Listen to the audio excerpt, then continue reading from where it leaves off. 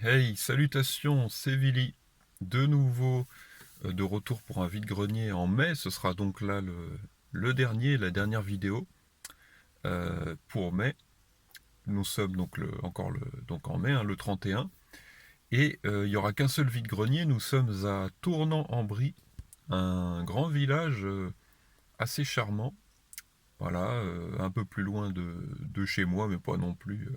On reste dans ce qu'on appelle la Brie francilienne, ou parisienne, mais moi je préfère dire francilienne, peu importe.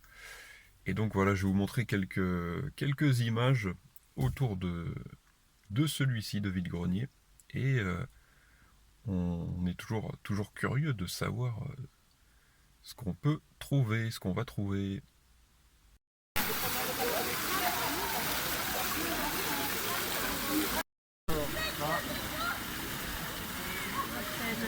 Abi.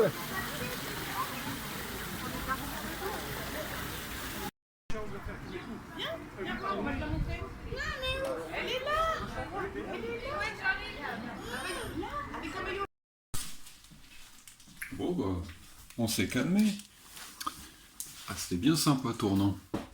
Bah les amis, voilà, un sac bien rempli, un autre un peu moins, mais qui était plus adapté en termes de format à ce que vous allez voir. Donc un seul vide-grenier pour cette vidéo. Écoutez, il y avait pas mal d'exposants, mais bon, voilà, un seul vide-grenier forcément. Alors une particularité, il n'y aura pas de jeux vidéo. Je crois que c'est la première fois depuis quelques temps dans une vidéo vide-grenier qu'il n'y aura pas ce genre d'objet à vous présenter.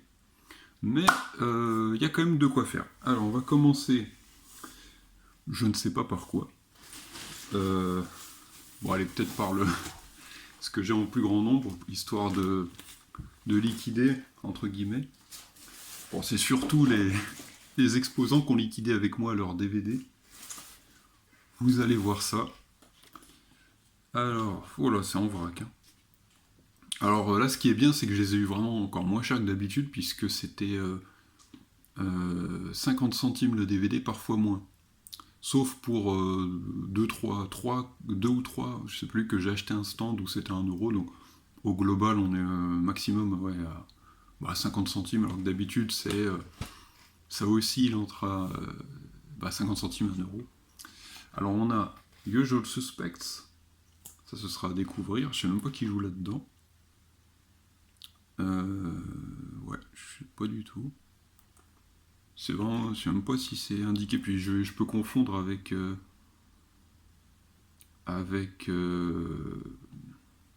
comment dirais-je, les réalisateurs et les acteurs, je vais y arriver.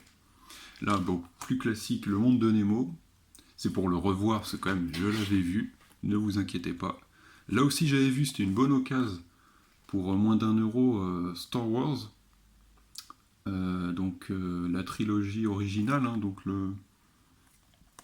les 4, 5, 6, qui sont, je crois, les premiers de sortie. C'est juste que dans la chronologie, c'est les 4, 5 et 6e, hein, je crois. Si je dis pas de. Parce que souvent, je m'embrouille, mais je crois que c'est ça.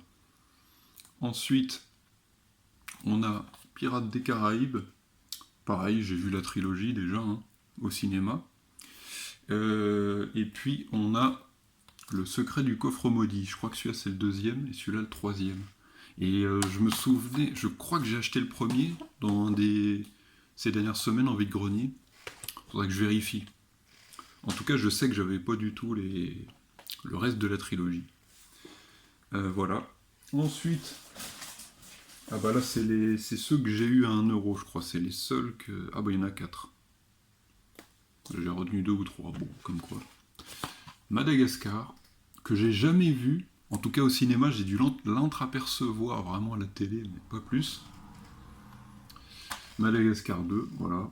Je sais pas s'il y en a eu. S'il y a encore une suite d'ailleurs après, je crois, hein. Je crois qu'il y en a eu au moins 3. Celui-là, je me souviens pas l'avoir vu, et pourtant je connais bien ce personnage. Peut-être un peu à la télé aussi, hein, comme le premier Madagascar.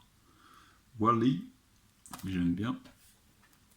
Je trouve que ça changeait un peu de d'E.T. Donnez-moi votre avis, hein, comme d'habitude, comme pour tout. Toy Story 2. Alors j'ai fait une erreur l'autre fois, je vous ai dit que j'avais vu le 2, mais non, parce que... Enfin, en tout cas pas au ciné, parce que c'est sorti dans les années 90. Donc moi j'ai dû commencer avec le 3, et le 4 je ne sais pas si je l'ai vu. Mais en tout cas voilà, les deux premiers je les ai vus quand même par la suite. Et puis, et puis, la deuxième moitié, on a, ah bah là du grand classique, hein. Je sais plus ce que j'ai vu, j'ai dû voir un de ces trois films, c'est quand même, voilà, classique, hein, Rambo, le deuxième et le troisième. Voilà. Stallone, quel grand acteur. J'avais acheté un Cliffhanger aussi avec Stallone, bah, ça va me faire... Je vais en bouffer du Sylvestre, pour ceux qui ont la référence. Boys in Hood, Boys in the Hood, In the Hood ou Hand the Hood. Je ne sais pas, en tout cas, bon, là aussi classique que j'ai jamais vu. On a Sherlock Holmes, Jeu d'ombre, je crois que c'est le deuxième, j'ai acheté le premier, ça va me permettre de découvrir vraiment tout ça. Le premier sous blister de ce vide-grenier, le dernier empereur, donc ça se passe en Chine, et ça recommence à dater, hein, dites-vous que ça a bientôt 40 ans. Bah, écoutez, ça va être divertissant, moi j'aime bien en plus tout ce qui est historique, un peu, voilà, inspiré d'une histoire vraie, tout ça. Et puis la fin, on a la ligne verte, voilà, l'un des nombreux grands classiques que j'ai jamais vus. Faut dire que je me suis pas mal cantonné à des comédies françaises ou à à des films d'animation, donc forcément... C'est-à-dire qu'en finale, dans ma vie d'adulte, j'ai vu quelques séries, mais les films, vraiment pas beaucoup, quoi. Si vraiment fallait grossir le trait, pour résumer rapidement, c'est ce que je dirais. Voilà, de Stephen King avec Forrest Gump, que j'ai vu. Comment il s'appelle lui? Tom Hanks, bien sûr. Voilà. Vous vous rendez compte un peu de mes lacunes à ce niveau-là. Ensuite, on a Le Dernier Samouraï, encore du Tom Cruise, encore une fois pour ceux qui ont la référence.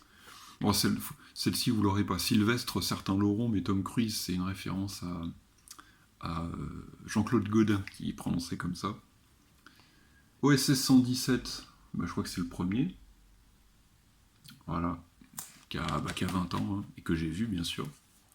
Bientôt, je vais vous préciser que quand j'ai vu le film, comme ça, ça me fera moins de redites. Le Boulet, voilà, c'est toujours pas mal. Lanvin, Poulvord et Garcia, ça fait des lurons assez complémentaires, je dirais. Piège en eau profonde, je sais pas ce que ça vaut, mais Seagal, souvent il est bon en action. Donc ça peut être bien. J'en ai vu quelques-uns de Seagal, je pourrais pas vous les citer. Mais... Le sixième sens, voilà, bon, ça c'est plutôt... je crois que c'est plus science-fiction, mais... Ah non, c'est plus... enquête, tout ça, ouais. Bon, c'est enquête science-fiction, quoi. Pourquoi pas avec Will Graham.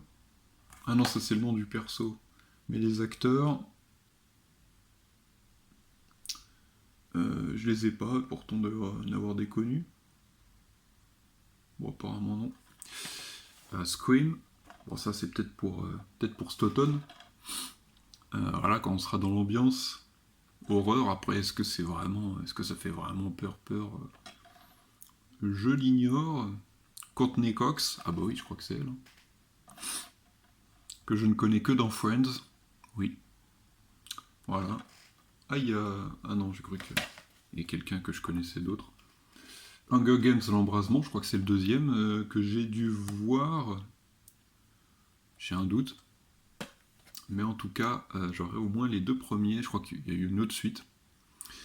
Et voilà pour les DVD. Bon, j'étais un peu long, mais au moins, on en a fini. De toute façon, il y a toujours les temps, hein, times dans la description. On continue avec des bandes dessinées. Et oui, puisque j'en achète... je vais en acheter depuis très peu de temps. Je me suis rendu compte que j'en avais énormément, surtout les Garfield. Et d'ailleurs, en voici un autre. D'or sur ses deux oreilles, que j'ai pu avoir à 1 € seulement. bon, l'état, c'est assez corné, mais c'est sympa. C'est un des derniers, je crois, ou c'est une réédition d'un ancien, ça. Parce qu'on voit que le style graphique euh, est assez modernisé, on va dire. Faudrait que je regarde. Mais je crois.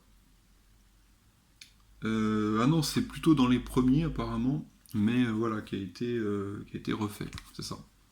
Parce qu'à la fin, vous avez un récapitulatif dans les albums en tout cas, comme ça, qui ont été refaits en fait, qui ont été voilà, réédités, c'est le mot exact. Ensuite, ça c'est un ancien pour le coup, c'est une ancienne édition, première je ne sais pas, mais demandez le programme. Voilà, alors je complète la collection, il y en a eu énormément et j'en ai aussi pas mal, j'ai au moins la moitié de ce qui est sorti, grâce à mon père qui en avait acheté beaucoup justement en son temps. Et puis un autre Astérix et les Goths, je pense qu'on prononce comme ça. Ça aussi c'est plutôt ancien, mais je crois que c'était encore, ouais, c'était encore avec les historiques, hein, Goscinny, Uderzo. Et donc je les ai eu à deux stands différents, donc là 1 euro pour ce Garfield, et puis pour ces deux-là, je vous les présente bien. J'ai négocié ça à 5 euros, ils étaient à combien c'est marqué, je crois 3 euros chacun. Je les ai négociés à 5 euros les deux, ce qui est franchement équitable pour l'exposant comme pour le visiteur que j'étais. Et puis on conclut par les cartes Pokémon. Alors là, autant d'habitude, j'ai du mal, je m'embrouille un peu avec les prix, les stands, à quel stand j'ai acheté, à quelle carte, en quel nombre. Là, c'est très clair. Il y a 20 cartes, 10 d'un stand et 10 d'un autre. Au moins, là, on peut pas faire plus simple. Et alors, voici dans le détail.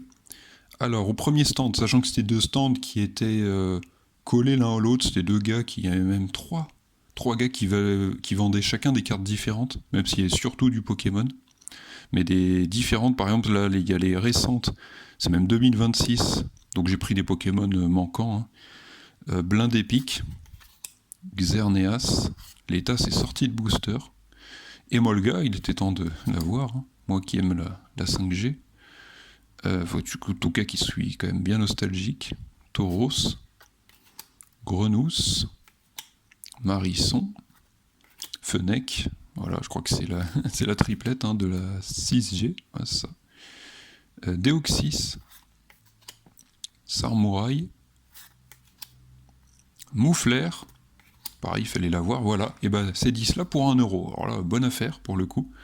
C'est l'exposant qui savait qu'il aurait du mal à s'en débarrasser, donc quand je lui ai tendu ce que je voulais prendre en lui disant qu'il y en avait 10, il m'a dit oh bah ouais, donne-moi 1 euro. Alors là, les états, ils sont quand même très bons, alors que les cartes sont bien plus anciennes. Donc c'est des premières et secondes éditions, donc de la première édition vraiment voilà, les premières générations, et de la seconde donc première édition de chaque génération, hein, au final. On voit là avec Xatus et 2001, le beau Xatu, là j'aime bien. Germignon, que j'avais mais uniquement en récente, alors là c'est bien mieux. Fouinette, Mystère, donc là 98, on voit que c'est la première. Amonita, j'aime bien comme il est bien représenté, c'est simple mais c'est vraiment, ça a le charme d'antan. Kaiminus, bon là couvre bien la gueule. Maril, il y a surtout du Johto. Rhinocorn, voilà, j'ai pas pris Rhinophéros, je me suis dit allez c'est bon, Rhinocorn c'est... Même si Rhinophéros il est d'autant plus collector que c'est le premier Pokémon à avoir été créé, c'est pas Salamèche, Dracofeu ou Pikachu, de ce que j'ai appris dans une vidéo. Cerfrousse, j'aime bien aussi un paysage en arrière-plan, c'est bien fait. Et puis Granivole. Et donc pour celle-ci, j'ai une réduction, puisque ça aurait dû faire autour de... Ça aurait dû faire, je sais plus, c'était pas dans les 15 euros, ou... je crois que j'ai pu avoir le tout pour 10. Donc là, ça valait aussi le coup. Donc très content de ces achats Pokémon. Petite rectification après coup, oui, les 10 dernières cartes étaient à 20 euros, hein. Et 2 euros chaque, c'était quand même, ça restait bien, vraiment, vu la plupart des états et l'ancienneté. Eh bien, merci d'avoir regardé cette vidéo vide-grenier, la troisième en Seine-et-Marne. Et puis, ah oui, j'ai pas parlé du vide-grenier. Bon, bah voilà, c'est un charmant, alors grand village ou petite ville qui est tournant en brie. Et donc, voilà, les exposants, j'en ai parlé. Les visiteurs, bah, pas mal de visiteurs quand même. C'est pas la plus grosse affluence que j'ai eue, mais c'était quand même très sympathique. Et donc, on se retrouvera pour encore d'autres lieux, d'autres images, je l'espère, et surtout de bonnes affaires.